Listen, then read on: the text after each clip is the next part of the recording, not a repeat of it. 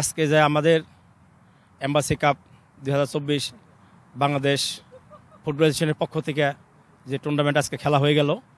এই খেলাটা আজকে আমাদের আপনারা জানেন যে বিগত দিন এশিয়ান শুরু করে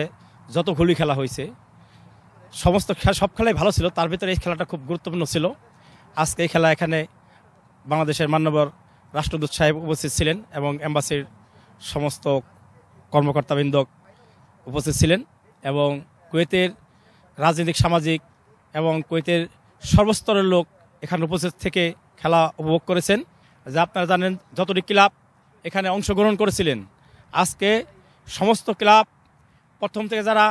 এই খেলার ভিতরে অংশগ্রহণ করছেন, আজকে ফাইনালে আজকে যারা খেলছেন, আমি সকল ক্লাবকে এশিয়ানের পক্ষ থেকে ধন্যবাদ জানাই। তারা সুন্দর খেলা উপহার দিয়েছেন এবং আপনারা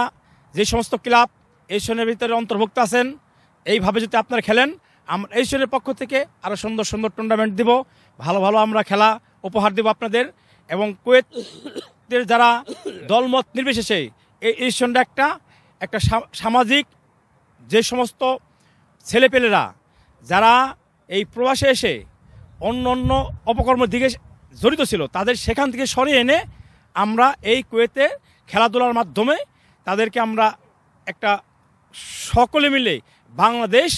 এই কুয়েতে মনে করি আমরা এই যে ফুটবল খেলাধুলা এটা আমরা এটাই একটা বাংলাদেশের একটা টুকরা মনে করি। এখানে এইটা একটা বাংলাদেশ, এখানে সর্বস্তরের লোকজন উপস্থিত ছিলেন এবং আপনারা যারা যেখানে আছেন সকলে মিলে আমরা খেলাধুলার প্রতি আন্তরিকতা থাকবেন এবং আমাদের এসোসিয়েশনের যে সমস্ত কর্মকর্তাবৃন্দ যারা অক্লান্ত পরিশ্রম করেছেন তাদেরকে আমি এই বাংলাদেশ ফুটবল এসোসিয়েশনের পক্ষ থেকে আপনাদেরকে ধন্যবাদ জানাই এবং বাংলাদেশ এম্বাসিকে আমি ধন্যবাদ জানাই এবং রাজনৈতিক সামাজিক সকল সংগঠন নেতৃবৃন্দকে আমি ধন্যবাদ জানিয়ে